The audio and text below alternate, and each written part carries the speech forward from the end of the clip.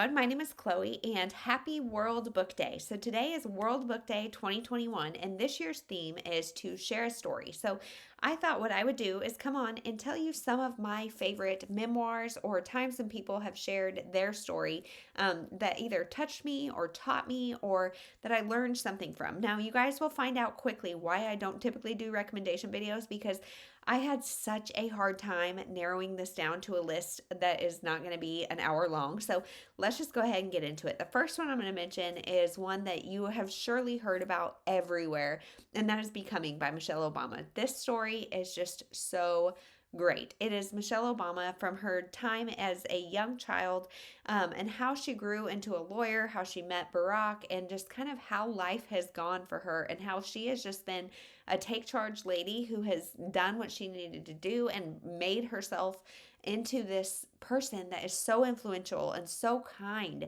and just so wonderful. I loved reading it. I listened to it on audio. I don't actually have a physical copy, and hearing her tell her own story is very, very powerful. I would highly recommend. The next one I'm going to talk about is I Can Only Imagine, and this is a memoir by Bart Millard. He is the frontman for the Christian band Mercy Me. I'm sure you have heard the song I Can Only Imagine. It was popular in mainstream and Christian music alike. And Bart Millard had a really rough childhood, and he was abused by his father, abandoned by his mother. And this book just talks about how he found music and how he found a few different anchors in his life to kind of really keep him grounded and help him through some really, really hard times. And I loved hearing his story, and I am a much bigger fan of Mercy Me now after knowing him. And you feel like with memoirs and when people share their stories, they are such vulnerable things that you finish them and like you do feel like you know them. So I love memoirs for that, and I love these stories. So the next one is Open Book by Jessica Simpson. This is another one that has been very popular and with good reason. This one is for all of us who are 20s, 30s, whatever, and fell in love with Jessica Simpson when she was a part of Nick Lachey, and a part of the Newlyweds TV show, and even younger, seeing her grow up and just find her own in the music career. And then also now she has had some alcohol abuse issues. She is a mom, and just different things that have happened to her. This is very much exactly what you want if you want to know all the inside scoop of what was happening in that 98 Degrees heyday and her relationships thereafter. She really goes there, and she's very vulnerable about, like I said, her alcoholism, her weight issues, kind of how she was portrayed in media. And I just thought this was so vulnerable that like curious minds want to know, and she definitely delivered. Next is Hoda, How I Survived War Zones, Bad Hair, and Kathie Lee. And this is by Hoda Kotb. And so if you guys watch the Today Show, the fourth hour is Hoda and Kathie Lee, or now it's Hoda and Jenna Bush Hager. And I love Hoda Kotb. And this book is one of her memoirs. She has a couple of different books, but this one specifically just really feels like you're sitting down and having a conversation with Hoda. And part of that is why I love that fourth hour of the Today Show. I don't watch it nearly as much now that I have kids and a lot of other things going on, but I used to watch it religiously, and I just love Hoda and how she is so personable and so fun. And so if you watch it, watch the Today Show, I would definitely recommend you pick up this book. Next is Gifted Hands, the Ben Carson story, and this is of course by Ben Carson.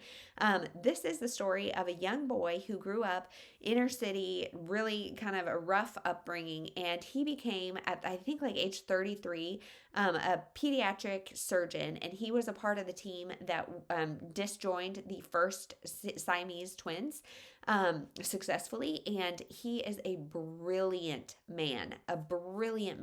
He is a Christian man, and he is just so smart and such a self-made man. He definitely came from nothing and was just brilliant. And like his mother, he credits her a lot for how brilliant she was as well, despite the fact that she was uneducated and really had a lot of disadvantages. And I like just the medical side of it was really intriguing to me, but also just how he made this way for himself. And he has later gone into politics, and that is not at all a part of this book. And I don't know really anything about him as a politician, except that you learn a lot about his character, his work ethic, and just his journey along the way. And I loved it. Next is Anything by Lucy Knisley. So she is a graphic artist, and she does graphic novels about all different things. So she has travel ones. She has one when she got married. She has ones when she had her baby. And she does graphic novels in my perfect way. The art is adorable. The storyline is great. It's funny. It's entertaining. They're fast moving. And like I said, she does them at different, like she does one about food because her parents are both kind of foodies and she's a foodie. And so she just has so many great things. I would highly recommend you check out anything by her, depending either what most interests you about life, traveling, food, marriage, babies, whatever it is. She has written a graphic novel about it, and she has done it well. She is also really fun to follow on Instagram, so I would definitely check her out if you haven't already. Next is Talking as Fast as I Can by Lauren Graham. If you guys love the Gilmore Girls, you will probably like this book.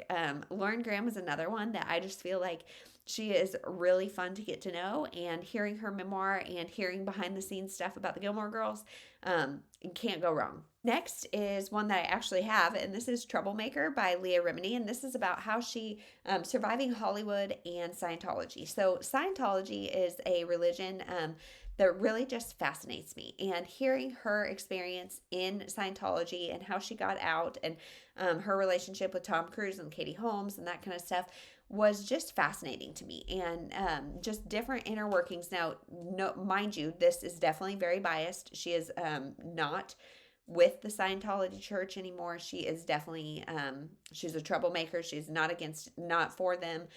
So this is very biased, heavily against Scientology. So definitely take that in mind when you go to read this book. But if you like Leah Remini and her snarky sense of humor, I feel like that comes across really well in this, as well as being just a topic that is really, really interesting to me.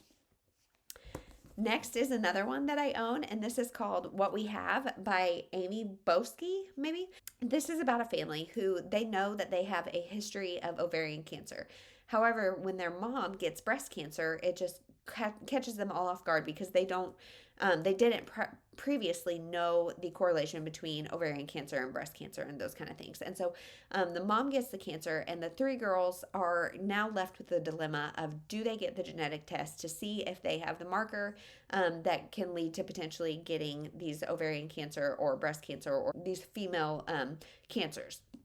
And so I loved that discussion, and this really had me thinking, like, what would I do? And then as the girls have their own girls, and just what would you do, and do you want to know, do you not want to know? I'm not going to spoil the actions that they take, but would you take preventative action it just in the off chance that you're gonna get it? Because the marker does not guarantee you'll get it. It just says you have a higher likelihood of getting it. So do you want to know that? And if so, what do you do with that information? And is it better to know or not know?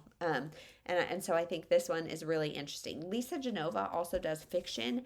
She has one about, I think, Huntington's disease that is kind of similar in that way of just really get you thinking about, like, what would you do? And so I really like What We Have, because this also does focus on what we have, and not necessarily as much what we don't have or what ailments are going to get us or those kind of things. This focuses on the importance of family and what we have. This next one is like toes the line between it's like a memoir and self-help, but I found it so funny and so realistic and so like relatable.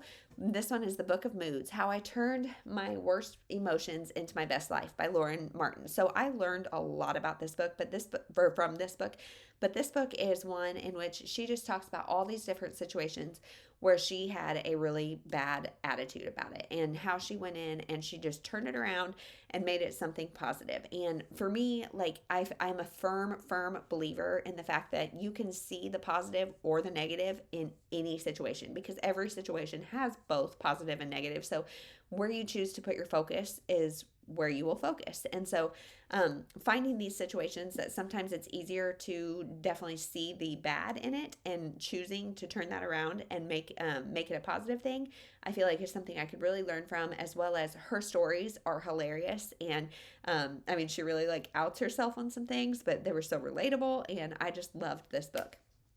The last two are both ones that I have found really fun in my journey into motherhood and now that I am a mom. So the first one I'm going to say is actually like a duology. It's Belly Laughs and Baby Laughs by Jenny McCarthy. And so if you know who Jenny McCarthy is, she's got a very outspoken sense of humor. And these are her journeys both in pregnancy and early baby life, and just crazy things that happen, funny things that happen. She'll tell you some of the stuff that you're not sure if you want to know, and they're very, very funny. And I loved both of them and did laugh through both of them. And the last one is Happy Mom, Happy Baby by Giovanna Fletcher. So I don't even know how I stumbled upon this book, but it's My Adventures in Motherhood. She is a very big public figure in the UK, but you don't hear her talked about quite as much here in the States. But she has a podcast called the same, Happy Mom, Happy Baby, where she interviews a bunch of different moms on motherhood and things. And she is married to a frontman of a very, very popular band. And so they are kind of a golden couple, and yet she is so real and vulnerable about the hard parts of motherhood, about breastfeeding, about just all these different feelings and things that happen to her. And it's in a very, very realistic, relatable, like, thank goodness you've been there too kind of way. So I would highly recommend this one for any new moms, and I would definitely check it out. So those are a bunch of different books where people are sharing their story, and I would say pick up any of them, pick up all of them. I would highly recommend them all. Obviously, they're some of my very favorites. And let me know, what is your favorite memoir? Do you love hearing people share their story just like I do? I feel like all of these are so great when you can get them on audio too and hear the person tell their actual story. I just love that. And so let me know your favorite memoirs and how you're celebrating World Book Day. And I hope you have a wonderful day, and we'll talk to you later.